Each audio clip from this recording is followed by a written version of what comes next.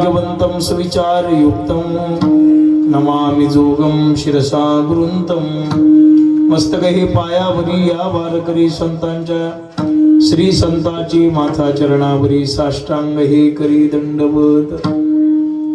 कोण पुण्य कोणा गाठी होय आयशियांची भेटी जिही हरी धरिला मणी दिले संसाराशी पाणी। आज या पुण्यभूमीमध्ये माधव टिकडी या संस्थानात सेवेकरिता निवडलेला अभंग महान संत श्रेष्ठ विश्ववंद्य श्रीमंत जगद्गुरु तुकोबाराय यांचा हा 4 चरणाचा अभंग आहे। या अभंगाच्या द्वारा तुकोबाराय देवाकडे अपेक्षा व्यक्त करतात। विठ्ठला विठ्ठला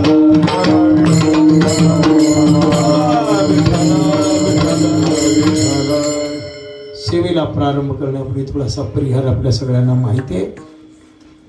माधव टिकडी या संस्थांचा प्रथम वर्धापन दिन या पुण्यभूमीमध्ये खापरटोम या पुण्यनगरीमध्ये हे निर्माण झालेलं क्षेत्रस्थान यावर्षी याचा पहिला वर्धापन दिन आहे। मागच्या वर्षी याची संकल्पपूर्ती झाली।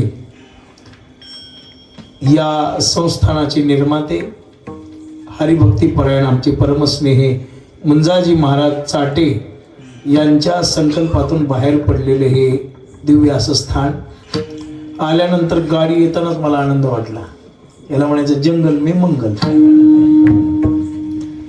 इतकं सुंदर वाटलं की परिसरामध्ये मला वाटतं एवढं सुंदर स्थान दुसरं कोणतं नाही आता सध्या। बरं का, निसर्ग आहे, एकांतातली जागा आहे। परी आवश्यक पांडवा सुचो देशे प्रतिष्ठाप्यम भगवंतांनी सांगितलं ना। साधकांनी साधना कुठे करावी, ज्ञानोबरायांनी ज्ञानेश्वरी सांगितलं मी सांगतो अशा ठिकाणी करावी। विठ्ठला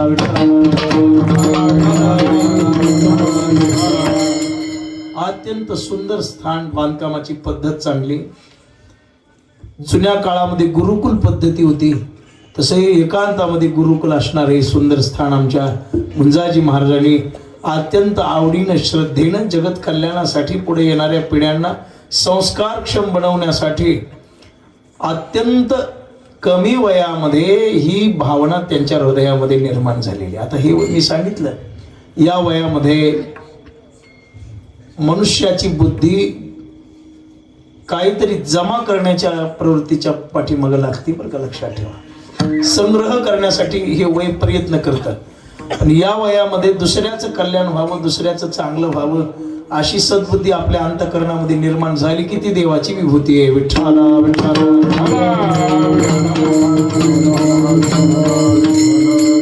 त्यांनी अत्यंत सुंदर हे स्थान इथे निर्माण केलेले आणि तिथे मला त्यांच्या प्रेमामुळे सेवा करण्याचा योग आलेला आहे। जमलेली सर्व संत मंडळी, मातृशक्ती, पितृवर्ग सर्वांच्या सानिध्यामध्ये आपल्याला थोडा वेळ भगवत सेवा करायची आहे। दुसऱ्यासाठी माणसाला जगता आलं पाहिजे। शास्त्र सांगतं आपण आपल्या स्वतःसाठी जगणाऱ्या जीवाची संख्या खूप मोठ्या प्रमाणामध्ये आपल्याला रिपिटेशन बंद कर बेटा, बंद कर। आपलं शार्प मुंजाचं पोरग आहे कधी हुशार माणूस आहे चांगले, पण जे विठ्ठल झाल्यावर मग हुशार म्हणे तवर नाही। विठ्ठला विठ्ठला विठ्ठला जीवाला काहीतरी आपल्या जीवनामध्ये दुसऱ्यासाठी जगण्याची प्रवृत्ती निर्माण झाली पाहिजे। आपण एके दिवशी संपून जाणार आहोत, एके दिवशी आपल्याला या जगातून जावं लागणार आहे, पण चांगली कामं करणारी माणसं मात्र चंद्र सूर्य आहेत तोपर्यंत जिवंत राहणार आहे त्यांच्या कीर्तीने। प्रपंच करताना आपला आपला प्रपंच सजवत असताना माणसं येतात, जगतात, राहतात, एके दिवशी निघून जातात। त्यांच्या घरामध्ये त्यांच्या प्रतिमा काही कालापुरत्या राहतात आणि काही कालानंतर त्यांची फोटो सुद्धा त्या घरामध्ये पाहायला सापडतात। उदाहरणार्थ घ्या, आपल्याला फार झालं तर पंजोबा किंवा खापर पंजोबा पर्यंत आपल्याला माहिती असते, नुसती माहिती बरं का, ते वंशावळीला लागतं म्हणून कागदपत्र काढताना वंशावळीला तिथपर्यंत जावं लागतं म्हणून, पण त्यांचे फोटो, त्यांची इत्यंभूत माहिती आपल्याला नसते। बऱ्याच घरामध्ये बापाचा फोटो नाही म्हणजे त्या काळात सुविधा नव्हती, हे एक कारण आहे, आणि आपला आळशीपणा, कृतज्ञपणा हे कारण नाही। ज्ञानोबराय, तुकोबाराय, मोतीराम महाराज, भगवान बाबा, माधव बाबा, विठ्ठल प्रसाद धर्मापुरीचे लोकांसाठी जगले, त्यांनी दुसऱ्यासाठी जगले, आपल्या जीवनाचा काहीतरी काल व्यतीत केला. आजही लोक त्यांचा जे जे कार करतात. समाज अजूनही वाईट नाही, चांगल्या कामाची पोचपावती मनुष्याला दिल्याशिवाय राहत नाही. विठ्ठला विठ्ठला. आमच्या मुंजाजी महाराजांनी हा शुद्ध संकल्प केला. काही बंगला ऐश्वर निर्माण करण्यापेक्षा संस्था निर्माण केली आणि संस्था निर्माण करून बाळ गोपाळ इथं शिक्षणासाठी ठेवले. सुंदर ठिकाण आहे, जागा आहे, वृक्षही भरपूर लावलेले आहेत. वृक्षवल्ली आम्हा सोयरे वनचरी. फार आनंद आहे आणि मला आज या ठिकाणी सेवा करायला मिळते की त्यांच्या त्या या ज्ञान यज्ञामध्ये ही वाङ्मयीन शाब्दिक आहुती देण्याचा योग आलेला आहे. मला हे इथे आज माझंही काहीतरी भाग्य आहे. तुका म्हणे सत्य कर्मा भावे साह्य, पण त्यांच्या कार्यामध्ये एक साह्य म्हणून थोडा वेळ सेवा. विठ्ठला विठ्ठला.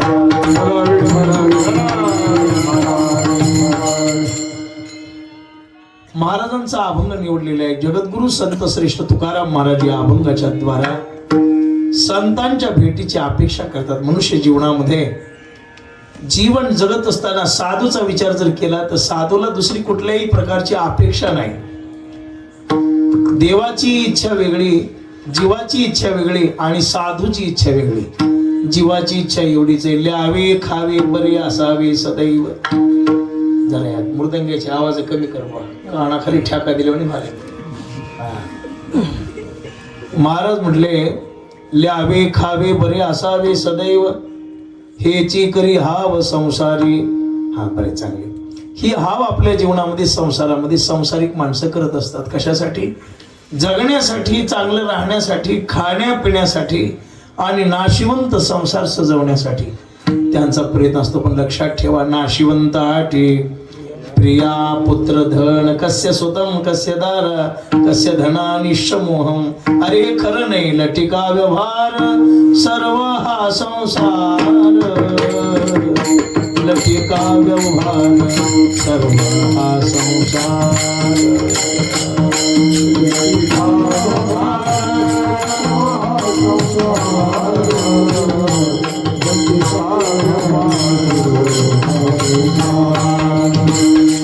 वाया येर झार हरी बीण, वाया येर झार हरी बीण, वाया येर झार हरी बीण. हरी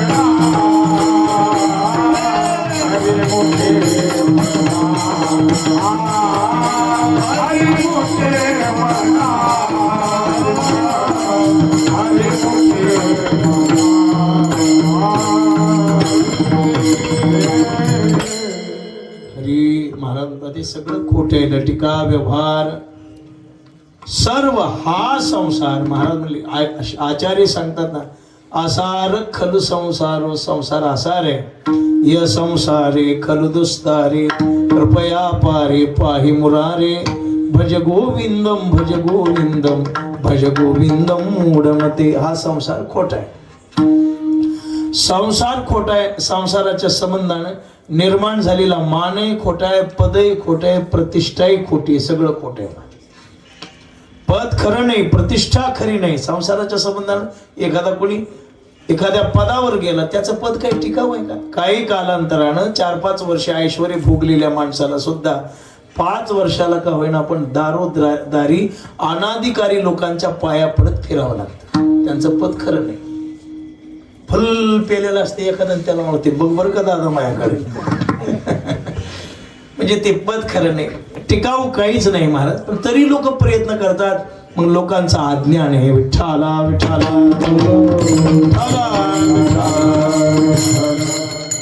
देवाची आवड वेगळी. देवाची आवड याच्यासाठी नाही, देवाची आवड सुखासाठी. ज्या सुखा कारणे देव वेडावला वैकुंठ सोडोनी संत सदनी राहिला.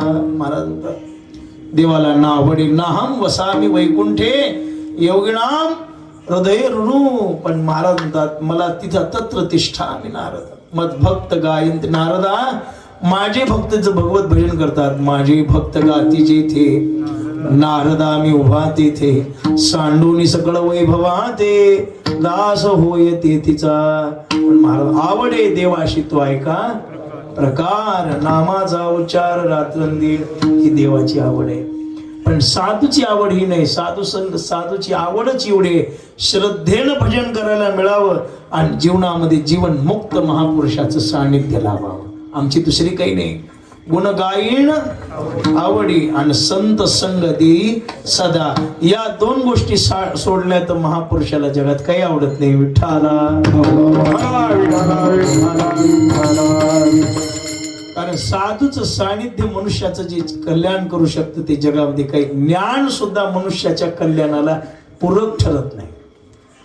स्वयंबुद्धीनं तुम्ही काही प्राप्त करण्याचा विचार करा. साधूच्या सानिध्यामध्ये गेल्यावर जीवाला जी योग्यता निर्माण होते ती योग्यता विश्वाच्या पाठीवर कुठे जरी फिरला तरी मिळू शकत नाही. कुठेही जा जगात. कोणतं पुस्तक तुम्हाला साधूच्या संगतीतून जे ज्ञान प्राप्त होईल ते ज्ञान टिकाऊ असतं. ते ज्ञान पैगाबरवे जरी मण्या ध्यानावे तरी संताया भजावे सर्वश्रेषी. थाप टाका सचिन महाराज. तुमची टाका. विठ्ठला विठ्ठला विठ्ठला.